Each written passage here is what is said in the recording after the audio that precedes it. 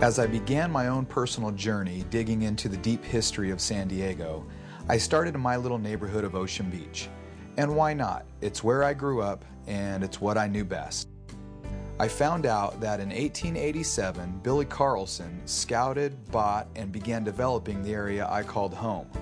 I thought to myself, smart guy, but Carlson wasn't the only one with vision for San Diego. That same year, just north of Ocean Beach, Frank Botsford had his eye on a little area called La Jolla. And again, at that same time, two guys by the name of Babcock and Story had just bought an island and began building their dream resort, which included the Hotel del Coronado. In 1887, San Diego was booming, and much to my surprise, East County was no different. A little ways from the beautiful coastline of San Diego, the El Cajon Land Company bought, subdivided, and began to promote a beautiful valley area east of downtown and named it Lakeside. Sure, there were a few folks residing in the area prior to this, but the El Cajon Land Company had big dreams of making Lakeside the spot to be. They immediately began to promote their new township, and to attract people, the company built a beautiful 80-room Victorian-style inn, which was visible from miles around.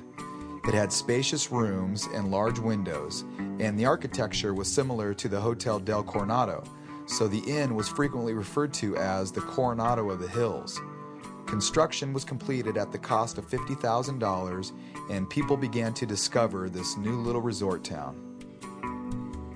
One of the best things about staying at the Lakeside Inn was the fact that it was constructed right next to Lindo Lake. Lindo Lake was, and still is, San Diego County's only natural lagoon. Today, the lake is as beautiful as ever. With its hanging pepper trees and rolling hills of grass, Lindo Lake is a great place to relax. The ducks sure seem to think so.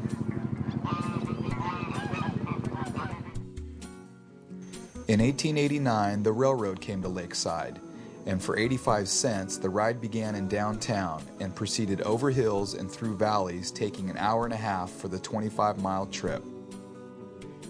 I can only imagine what a beautiful trip that must have been. At the height of the boom days, there were 8 passenger and 4 freight trains coming into town every day. Soon, small businesses began to spring up: a general store, a blacksmith, and the first school. The little town of Lakeside really began to grow. To take care of the spiritual needs of the new town, a church was built in 1896 and is still standing today. So of course, this would be my first stop. Designated as a historical site in 1986, the Lakeside Historical Society took possession of the building and restored it to its original beauty. It's hard to believe it's 111 years old. It even has the original windows. On the back side of the church, the Historical Society has a great little area called the Lakeside History Center.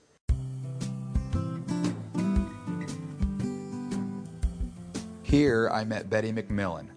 Betty has a strong passion for the beautification and historic preservation of Lakeside, and was nice enough to show me around. The History Center is loaded with old pictures, Western relics, and some great old typewriters. Betty and I went into the main hall of the church, where some women were working on quilts. She showed me some beautiful quilts that were made years ago. She also showed me the main sanctuary, which contained the original pews and piano. And this is the original piano that was here in the church, and they played it for all the church services and the Sunday school classes. Wow. How old is this piano? It's over 100 years old. I don't know the exact date, but it's been around a long time, and we still have people that play it. Really? We do. And this is an organ that was donated to us from a church in Alpine, and it's over 100 years old. Wow. And they didn't want it anymore because it was old, but we wanted it because it was old. I like old things too, Betty. After that, I was able to do something I've always wanted to do. This is a rope that pulls our bell.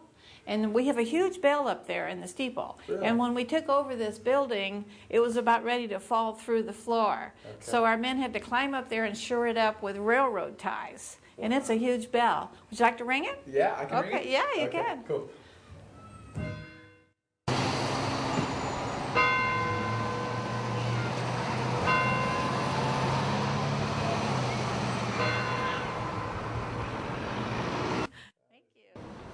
Right next door to the church in a cute little cottage is the Historical Society's museum.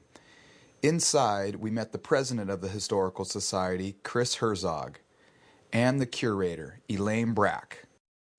Chris and Elaine shared some great information and fun facts about Old Lakeside. They also gave us a tour of the museum, which was set up like an old house would be back in the day. The timing of our visit to the church couldn't have been better. It was during one of Lakeside's biggest celebrations called Western Days.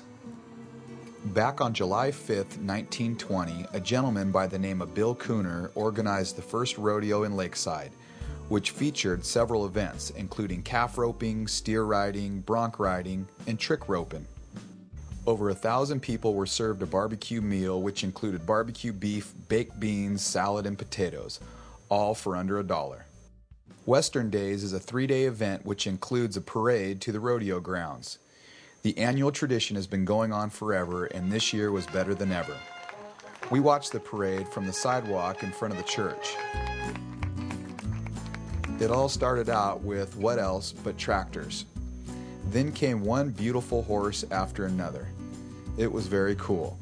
In Lakeside, they still stand up as the flag goes by.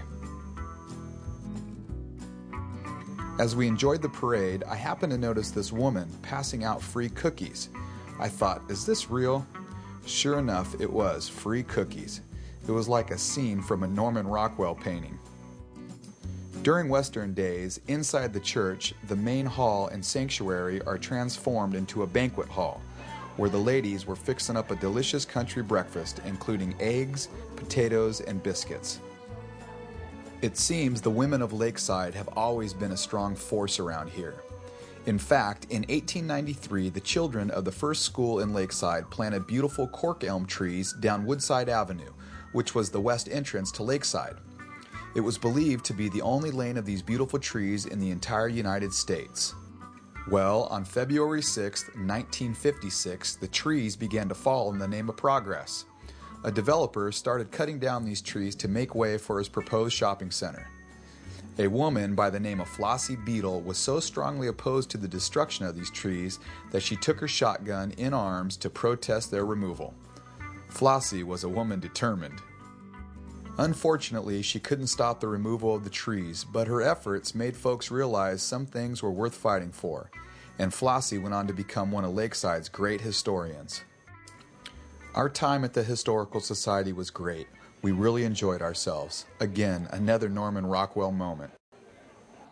If breakfast is your favorite meal of the day, then Lakeside is the place for you. Why? Because it's the home to one of the last remaining egg ranches and dairy farms in all of San Diego.